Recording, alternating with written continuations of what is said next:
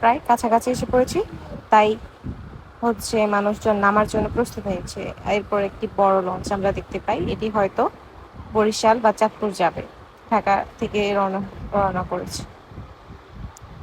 এই তো, এটা অনেক বড় ছিল। আমরা এখন চলে এসেছি, এই নামার জন্য প্রস্তুত হচ্ছি, মানুষের অনেক ভিড়। এখান থেকে আমরা হচ্ছে সিএনজিতে করে মহাখালী যাব। এই তো আমরা সিএনজি নিয়ে নিয়েছি, এখন মহাখালীর উদ্দেশ্যে যাত্রা শুরু করেছি। তারপর মহাখালী চলে আসি, আর আসার সাথে সাথে আমরা বাস পেয়ে যাই। তো সে আমাকে বাসে বিদায় দিয়ে দিচ্ছিল। এই তো এখন আমি একাই চলে যাব মহাখালী থেকে টাঙ্গাইল। দেখতে দেখতে টাঙ্গাইলে চলে আসলাম, রিক্সা নিয়ে নিয়েছি। তারপর এই তো চলে আসলাম আমার বাড়িতে, আলহামদুলিল্লাহ সেফলি চলে এসেছি।